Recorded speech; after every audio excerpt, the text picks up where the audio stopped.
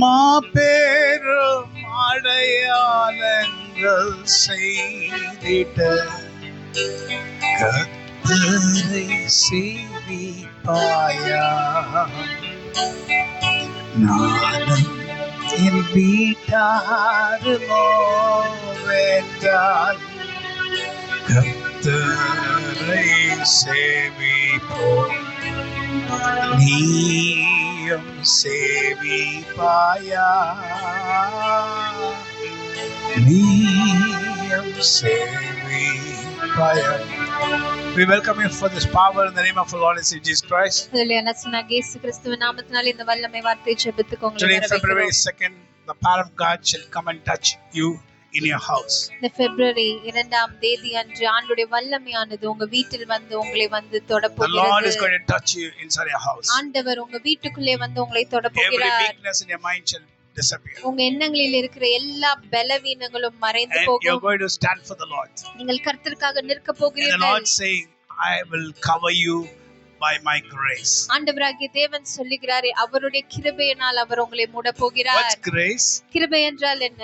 Grace is a special mercy from Jesus Christ of Nazareth. கிருபை என்பது இயேசு கிறிஸ்துவின் மூலமாக வருகிற அவருடைய விசேஷித்தமான இரக்கம். This grace is given to the people who are not fit for being shown mercy. இந்த கிருபையானது யாருக்கு கொடுக்கப்படுகிறது என்றால் அதை பெற்றுக்கொள்வதற்கு தகுதியே இல்லாத ஜனங்களுக்கு கொடுக்கப்படுகிறது. So we are not fit to get the mercy of the Lord. ஆண்டவருடைய கிருபைகளை பெற்றுக்கொள்வதற்கு நாம் தகுதியுள்ளவர்களாக இல்லை. The Lord says, because of my grace I will come to your house and I shall do plenty things for you. ஆண்டவராகிய தேவன் நாளிலே சொல்லுகிறார் அவருடைய இரக்கத்தினாலே அவருடைய கிருபை உங்க மேல வைத்து உங்க வீட்டுக்குள்ளே வந்து மகா பெரிய அதிசயங்களை உங்க வாழ்க்கையில அவர் செய்ய போகிறார். The glory of the Lord shall be covered. ஆண்டவருடைய மகிமை உங்களை மூடி இருக்கும். The Lord shall cover by his glory. ஆண்டவருடைய மகிமையினால் உங்களை மூடுவார். And you shall see the mercy of the Lord.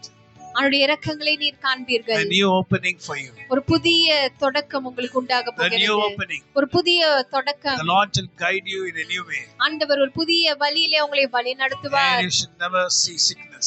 நீங்கள் ஒருபோதும் வியாதியை காண மாட்டீர்கள். You shall never see problems in your life. நீங்கள் ஒருபோதும் உங்க வாழ்க்கையில பிரச்சனைகளை சந்திக்க மாட்டீங்க.